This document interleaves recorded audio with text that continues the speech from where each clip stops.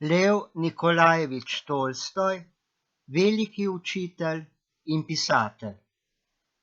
Leta 1828 se je rodil v bogati ruski plemiški družini v Jasni Poljani. Lev Nikolajevič Tolstoj. Tedaj seveda nihče ni slutil, da je Rusija dobila svetovnega pisatelja. Lev Nikolajevič je zelo zgodaj izgubil očeta in mater.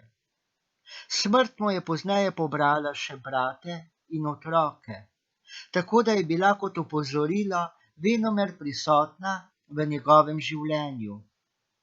16-letni Tolstoj se je leta 1844 vpisal na Kazansko univerzo, torej na fakulteto za vzhodne jezike, potem pa na pravo.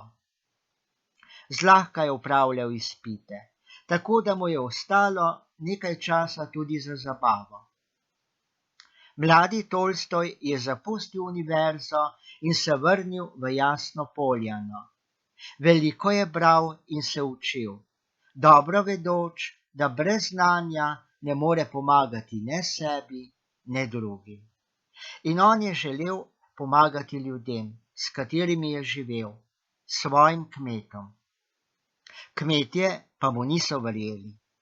Kako naj bi tudi verjeli plemiču, ko jih je ta gosposka že stoletja tlačila in izkoriščala? 23-letni Tolstoj je odšel na Kavkaz.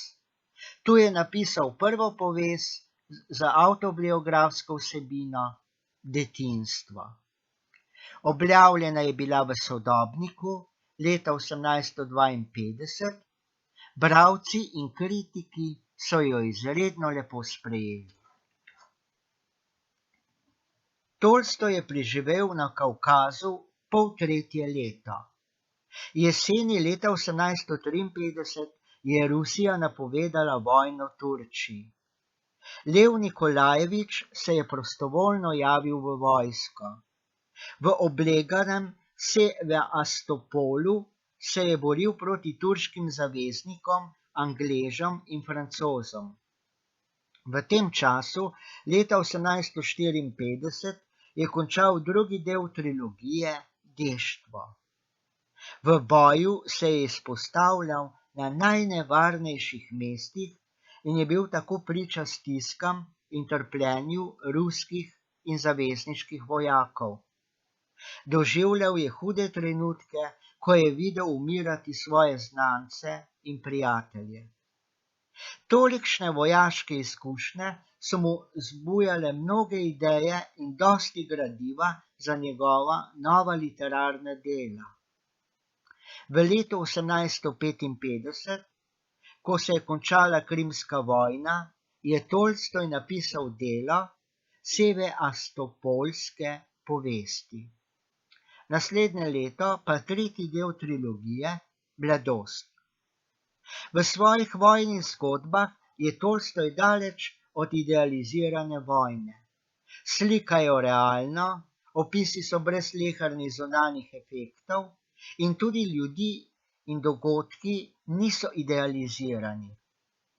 Pisatelj je kot vedno ubogal nagon in govoril o tistem, kar je videl, ne da bi pri tem skrbel za to, da bi ugajal ali da ne bi ugajal.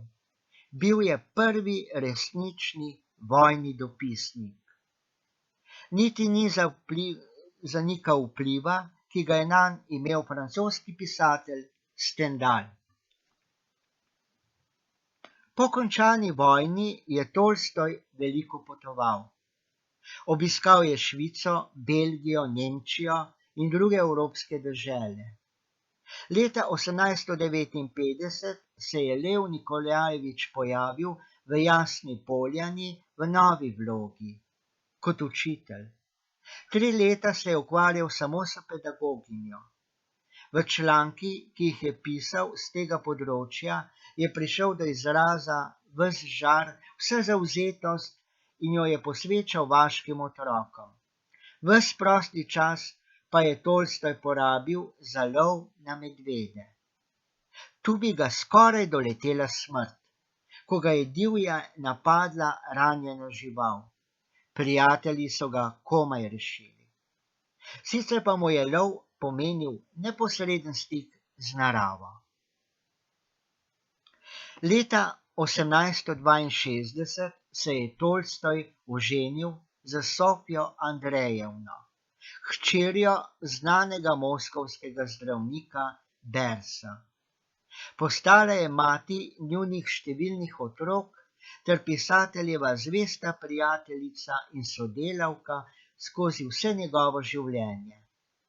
V tem času je Tolstoj pisal svoja najbolj znana dela: Ano Karenino in Vojno in mir. Hkrati ko vzvišen roman Vojna in mir prikazuje vojno ruskega ljudstva proti Francozom, slika tudi mirno življenje v tem času. V svetovni literaturi bi težko našli podobno literarno delo. Nekdo je napisal: Tolstoj je pravi literarni lev.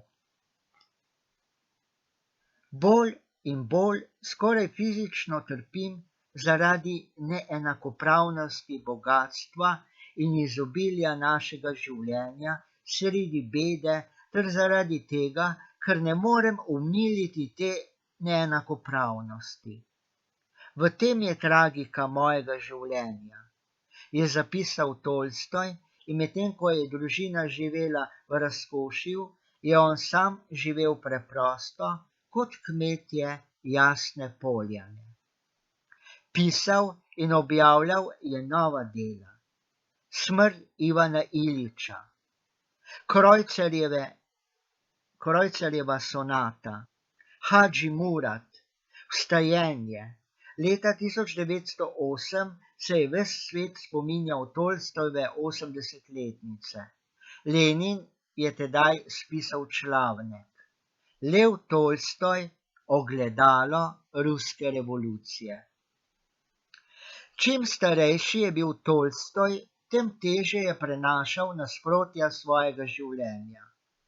Preganjale so ga krize in v nemiru je bežal iz svojega življenja, od svoje družine in iz gospodskega doma.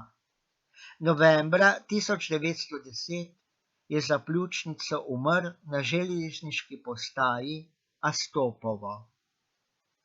Pokopali so ga v Jasni Poljani, v majhnem gaju, obkroženem z visokimi brezami.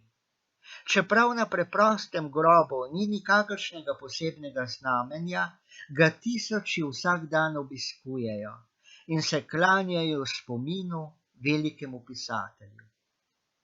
Njegove sanje o svobodi ruskega kmeta so se uresničile šele z revolucijo leta 1917. Ali pa tudi ne.